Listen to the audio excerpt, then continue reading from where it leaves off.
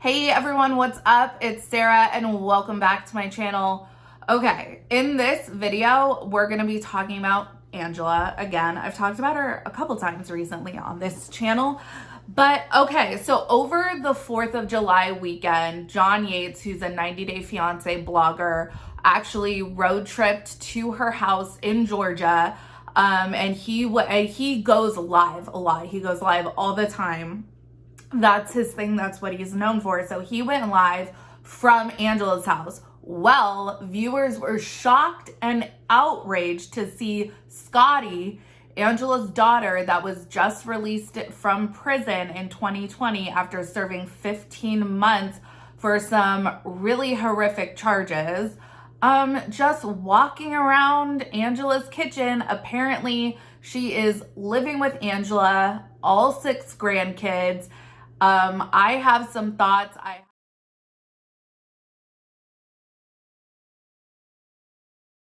Okay, so here is the clip in question. I recorded this clip yesterday. I'm not sure if John Yates is going to delete the video or not, but as of yesterday, so that was July 6th, it was still up. So this is the clip that has everybody really just at a loss for words. What? Yeah, all morning. Oh, the Tijuana Mamas. Because of the AC coming out of your room. The demons. So if you're like me, I think we have like a general understanding of what sex offenders can and cannot do once they're released from prison or from incarceration. This is from GeorgiaSexOffenseLaw.com. This is residency and employment restrictions. Essentially, a registrant shall not reside within 1,000 feet of a child care facility, church, school, or area where minors congregate. Now, of course, there are certain situations where other restrictions might be imposed, but essentially that's it.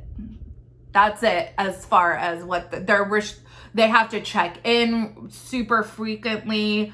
But as long as they're adhering to that, not living or working within 1,000 feet of a school or park or church or what have you where minors congregate, they're good. So what does that mean for if you're a child and your parent is the sex offender?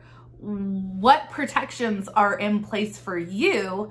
And the answer is, depending on who your custodian is, it could be not a lot. And that's what we're seeing in the case of Angela. So this is a Sarcasm article, and I'll link it in the description of this video, from when Scottie was released. So when she was convicted, and I don't know if you guys will remember, but Angela's, the first season she was on before the 90 days, they actually featured her daughter, Scottie. And then when Scottie went to prison, and I'm not going to get into the nitty gritty details of what she went to prison for, but it was super bad, super fucked up.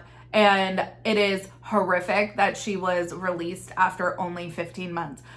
She actually pled guilty to 3 different charges, of which she received a 20-year prison sentence for each. She was allowed to serve them concurrently and was released after 15 months. It is just awful. It's disgusting.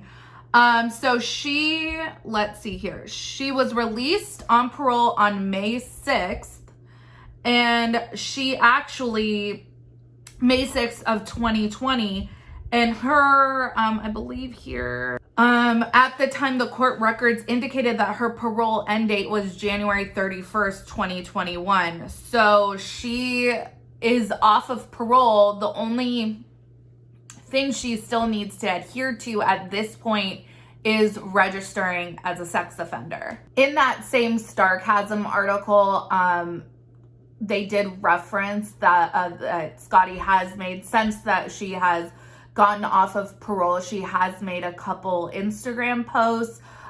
It was speculated, I've seen a couple times, that sex offenders are not permitted to use social media. That actually is not the case. There was a court case. Let me bring that up. There's a New York Daily News article. A Supreme Court ruled that sex offenders are actually allowed to use social media.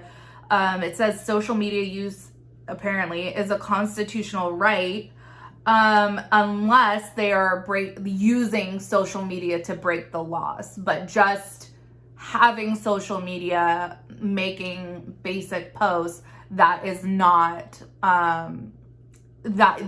states cannot make laws prohibiting that. So obviously a lot of us are completely dumbfounded that one, Angela is going on lives with her daughter in the house, which is just like on its face is just like an awful PR move. But that she would go live or allow someone to go live and show her daughter that was convicted, pled guilty to horrific crimes.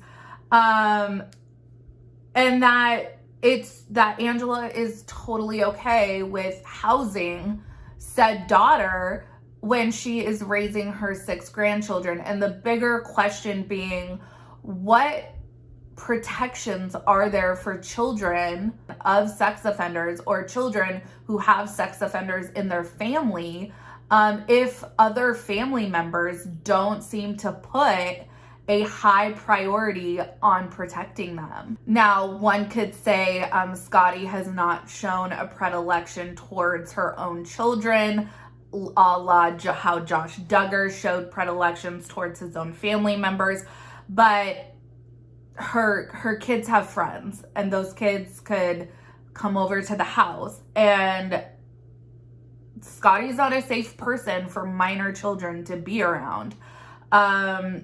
Additionally, I mean, obviously she has nowhere else to go. I mean, I don't know what kind of money Angela has saved up from the show, but one would think that she could possibly be renting her an apartment or something if you don't obviously want to leave her homeless.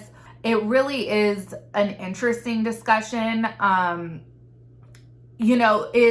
Is simply registering enough? Because if, a lot of times you go on Megan's Law, you search and you find, oh, I don't want to live in that neighborhood because of how many, registered offenders there are in that area, or maybe I don't want to live in that school district for that very reason. So you take proactive measures to protect yourself and your children. But if the person who's your custodian is allowing someone to live in your house that is an offender, and they know it, and so legally there is nothing that they're doing wrong. They've served their time. She's off parole. She's not breaking the law by living there because she's not living by a school or a church or a park. So, and Angela is allowing her to live there. But those children then, and then the friends of her children, are not safe. So it's an interesting discussion. It's an interesting dichotomy that you see. Also, saying that social media is a constitutional right. I mean, I don't know. Social media is still fairly new. So to call it that, I mean, a lot of businesses do use social media, to process transactions, for marketing, what have you. But the minimum age to utilize social media platforms is 13. So, and that we know that is like such a prime platform that grossos use to like go after kids. So one would think that probably there would be a restriction. I'm dumbfounded by that.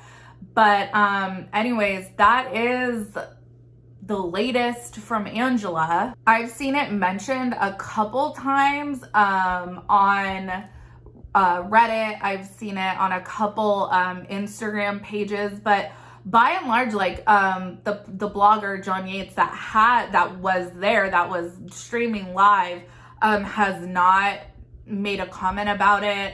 As far as I know, the video is still up. It's still getting views. It's still monetized. So I don't know what repercussions there's going to be.